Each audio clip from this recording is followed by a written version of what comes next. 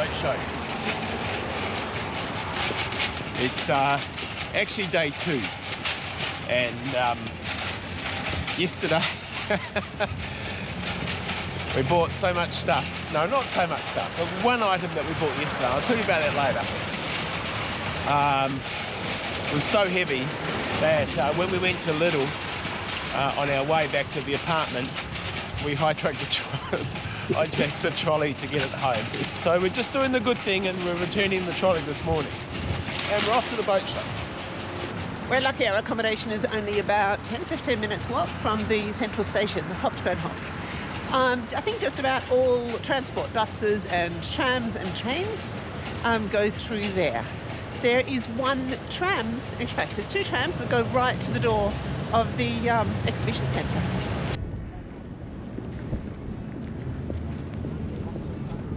As you can see, we're pretty rugged up. It is chilly. End of January in northern Germany, it's about 5 degrees at the moment. It feels like 0. But we've got good coats thanks to the Tunisian markets. We're hat, scarf, gloves, just over a light sweater, because in the halls of the boat show, it really is quite pleasant, very warm. You don't need anything. And there's a cloakroom. So as soon as you enter, you can deliver all of your things to the cloakroom and they'll look after it for the day. And we're sorted because we're really inside all day, aren't we? You can walk around dressed like a normal person.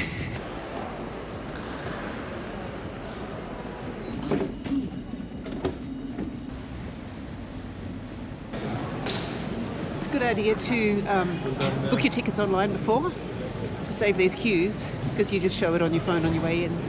And also it's cheaper online. This is where we leave our coats.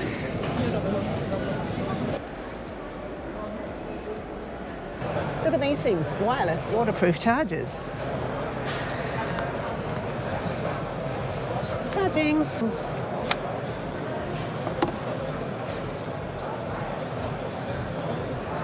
Aren't they good? What a great idea. Through my case and everything. That'd be so good in the cockpit. In 1966, Paul also won a Grand Prize on Awesome Design.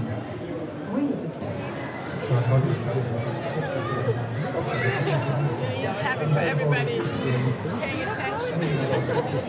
Okay, tell us about your marine little speaker things. Okay, the little speaker things are by 2 terminologies. One's called an exciter. The other people use the term transducer, like a transducer on a sounder on a boat that just takes a signal and vibration. So what we've done is taken the voice coil and the magnet off the back end of the cage of the speaker, and now did a new mounting surface on the front of it. So it excites whatever material that is good to excite in front of it, such as wood, glass, metal, plastic. So we use the positioning tool with the... So that's the little unit there. Right, so the magnet's on the back side, the voice coil is in the middle of it, and then the new mounting that we have for it is on the front end of it that transmits the sound to whatever surface is being done, and then hook it up into what they call a DSP amplifier, a digital signal processing amplifier. Then we find the good materials that are in the boat, whether it's in the roof, in the cabinetry, and we use a lot of cabinetries. We do this a lot in the RV business, and all the cabinets that are in the inside, we put them on the back side of the plates of the cabinets, and it works great because they're about 3/4 of an inch thick, and they just vibrate perfectly for this. So after we position the exciters where we want them and how many we want them, it all depends on how much sound you want and how powerful you want it. Then we'll match it to the proper amplifier, either a 5-channel or all the way up to a 12. We have some other amplifiers that are more, but a lot of power. Then we'll go in there with a computer and a microphone, and then play music, multiple types of music, speak, and then hook it up to a TV to get the source out of a TV, and then tune it. Speaking, rock music, symphony orchestra, talk shows, and then you'll pick your spot, and then it'll be tuned perfectly for the environment. And we can do all that ourselves through the app. An app. Right, once we do all that, it will be loaded into the app, and then you just hit what you are listening to. So do you want to show us that in action? Because I think it'll be a bit hard for people to conceptualise. So you can hear this. Where's your mic? Oh, Your one's it. So this is just coming off the voice coil now. Yeah, until I it come over sounds here. very tinny. Yeah.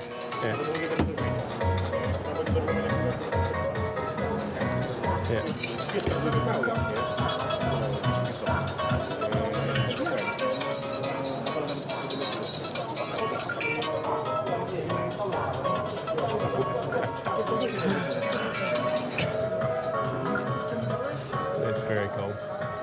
Do you know the thing that excites me about it as a boat owner? I don't have to cut big holes in my boat.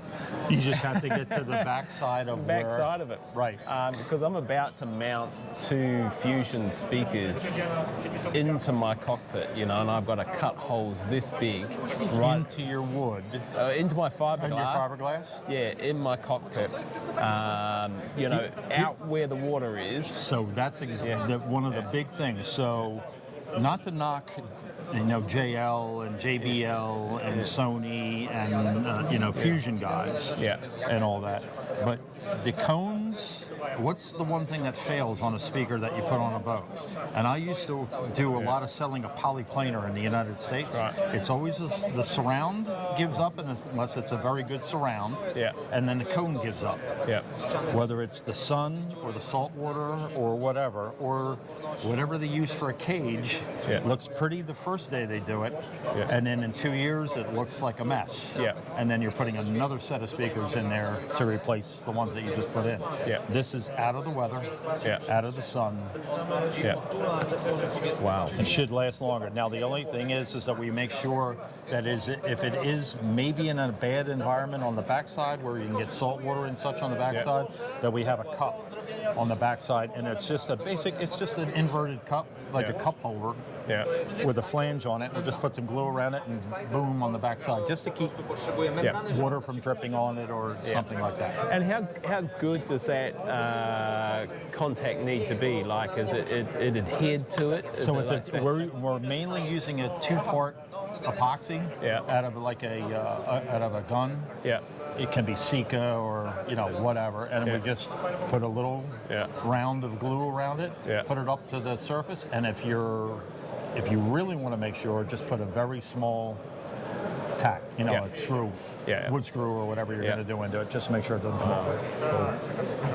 And then to the races you go, and then. Any kind of, our new amplifiers are going to have HDMI input into them, so you can take the feed right off either a satellite dish or your TV. Yeah. Notoriously, the TVs don't have very good output signal out of them, so. So we've got a Fusion stereo at the moment. We've got 2 speakers inside, and we're looking to put 2 speakers outside in our cockpit. So is it just those units that we would need to get, and then you just... And then a subwoofer. Because those units will do 4,000 or 4K up to 12K in their frequency response. Right. To get the really low end, we need a sub. Right. Or a Fusion or a JL sub, you could do that if you wanted to. Right. Or just get a sub box and put it in a seat or something like that. Right. Okay. So do you guys do subs, or that's right? Yep. Okay. So we do subs. There's a sub behind the wall that's sitting on the floor, and the sub is only a 6-inch sub. Right. In a tuned box. Yeah. And it's a dual voice coil sub. Yeah. And they're just the better ones to use. Cool. And it's easy. The biggest thing is tuning it. Yeah. Which is we're in the process right now is DSP programming with the microphone and everything else. You have to have a tech come in and do your waveforms, but AI is coming so fast right now. Yeah, it's going to be inside the programming fast enough. Yeah, yeah, cool. So people wanted to get hold of these. You can go to my company is called Savant Technology. I take care of it for the RV and the marine worldwide. Yeah. But the actual company's name is Silverform Dynamics. Right. Beautiful. And we'll be able to take care of you.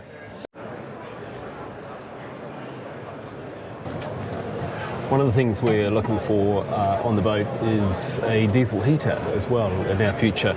Our boat's pretty well set up because it's really got, well, not ducting, but it's got ways to go through the boat already set up. So it's not like we have to chop anything out or find routes around the boat to run ducting. We just really need to put it in.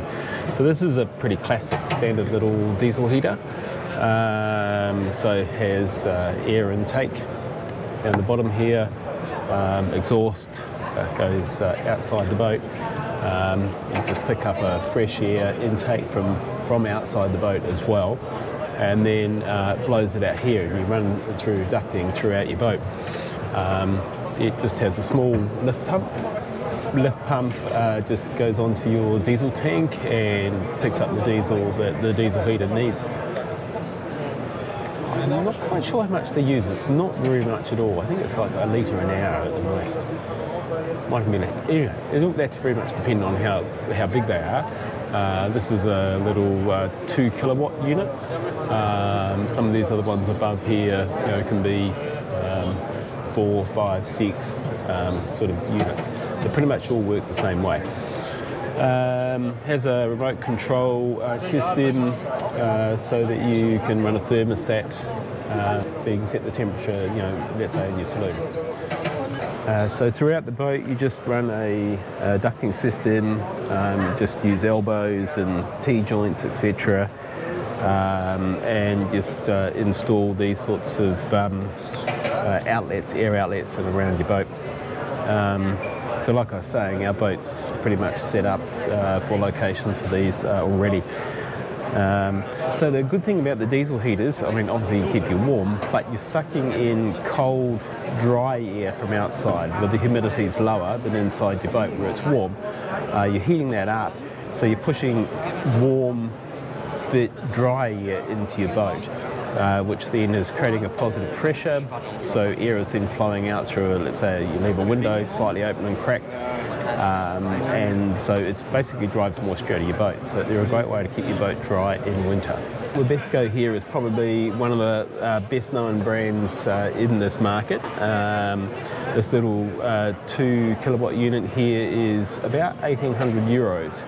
And if I walk around here, this one we were looking at before, 600 euros. Okay, so tell us about the e-propulsion. It looks beautiful.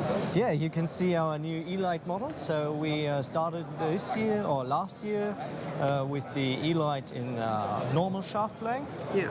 And then this year we got, through lots of comments, we renewed it and have now a long shaft version of it. And reverse just on here? This is forward actually, you can see it in here, and this is reverse. Great. Because we need to have the tiller quite long. We don't want to be touching back in here because we need to sit up here. And for this we have another gimmick. Hey. You have the push button here, No. and it will come out. Even better, isn't it? Okay, there's my selling point now. Look at that. Oh, that's perfect. Because we have a tiller extension at the moment. Yeah, we have to clip on an extension because we Oh, want to yeah. sit in the middle, so we actually kind of sit this far away. If you want to, you can do it anyway, but this is that's a enough. better version. Okay, this looks really interesting. Tell us what you've got. Yeah, so basically it's electric motor for dinghy, Yeah. but with a high level of modularity. So it's remotely controlled, so you have the remote there with different speed, Yeah. 1, 2, 3, that you can also set up with a mobile app. Yeah. You can put it on the tiller. So you can control it through your phone. You can control it from everywhere Yeah. if you want. Yeah. And you can, so this is move, you can move it, take it, and Yeah. unclip it. So it's very light with integrated battery. Wow. It floats, not is- to lose it does it weigh? in the ocean. It's 4.5 kilograms only. Wow. And in seconds, you can transform it in a sea scooter. So you just the same. You plug the handle. You can Yeah. add the grid on the back, and this is the same product. So you can enjoy Wow. snorkeling, and then plug it on your tiller and go back Yeah. home. You Yeah. even can plug some interfaces to put on a kayak at very low speed. You can Yeah. have up to 8-10 hours of electric assistance on a kayak like that. And then come back home on the evening On your dinghy.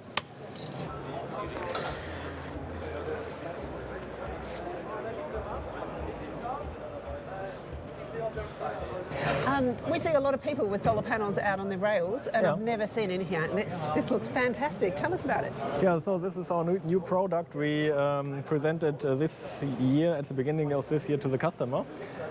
Basically, it's made for the rail. You can use it hanging on the rail like this, and you can fix it with the LOX elements.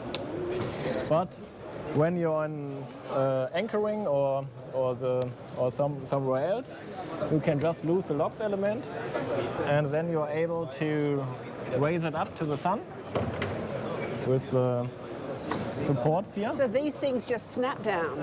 These things Really just snap good. out, and Yeah. then you're also able to fix it to the lower rope. Yes. So I Yes. can show it Yes. to you here Show us on the upper rope. You just take the rubber, and then you can fix it, Just loops around. and then it's attached to the lower rope, and Yep, great. it's not shaking Great. anymore. And what I like about it is you've kept your rail clear, so Yeah. you can hold on to it, so your fenders may still be attached or something. Yes, of course, yeah. Yep, of course. And yeah. you'll also be able to. I'll just lose it again. You're also to disassemble the supports Yeah. with the LOX elements, and then you're able to put the panel all over your boat wherever Just you want to take like. them and lay them out wherever we need them. Because when they're fixed, you cannot flap it out fully. Yes. So for this, you just Yes. lose it, and it's no. Okay, great. And how many watts is this? This panel is 120 watt, Right. 60 on each side, Right. and they're connected in parallel. So when the sun is shining here, and this side is partial in shadow, you get here 100%, and here Yes. 20. Yes, not going to affect it. And I can see that you don't have to have the two. You could just have a system with only one. Yeah, you can also have one-sided panel. You can use for the left and for the right side of your Yeah. boat, and then you're flexible as well. Yeah. Really nice. That's a lovely product. Now they come with this canvas already attached. I'm assuming this is all made. There's a plug-and-play solution basically. It comes Yes. with the hooks as well, and Yes. you need furthermore Dex Passage and a charge regulator. Does it come in other colours? You the standard color is blue, but for a little up price, you get it also in grey or in black. Great. Great. Very nice system. Good job. See a lot of people trying to put them out on the rails, and sometimes and they're usually rigid. We get a very good feedback this year, and we Yeah. have some pilot customers. They tested over Yeah. several years, and they're really happy with the product. Looks like a really nice product. For people who don't have the space, who don't have the vertical space, out on the rails is kind of what they need. Yeah. And you don't need to glue anything. You don't need to screw in your deck. And you don't need to sew. You get the final product, and Yeah. plug and play. Yeah. Very nice product. We're on this, Yachts 55. It's our dream boat. Oh my God. It's better. It's better in real life than I thought. Yeah, it's quite amazing. We're sitting right at the stern in the saloon. I've been following this boat since it was a design concept, so it's pretty cool to now be sitting on one. But there's so much sitting forward of us here, isn't there? There's so much space outside to use. So let's have a look around. All right, yeah, enough chatting about it. Let's go have a look. Okay, so where we're sitting at the moment, this is a really nice thing, isn't it? You can have this as a table, you can put the table down and have it as a daybed. They've got it set up on the daybed on the ports as a daybed on the port side, but that could be a table as well. You can have two tables, two daybeds, whatever. Lots of space. This is so nice. Just like on ours, you can sit at the edge here and you've got great line of sight. And of course, you just walk straight up. Hey, really nice line bags here sitting in, taking up no space at all. I like that.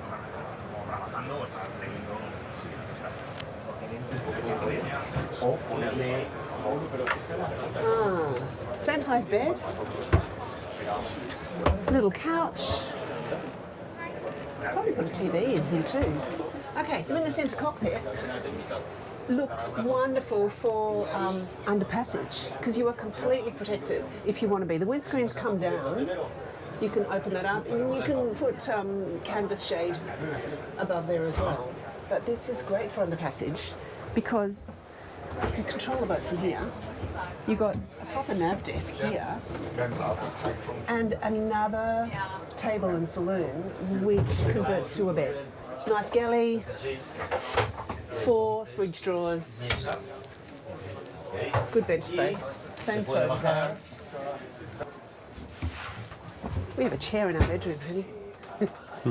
Isn't it nice and open? Just like ours, I feel that does a really good job of light. It feels open and spacious.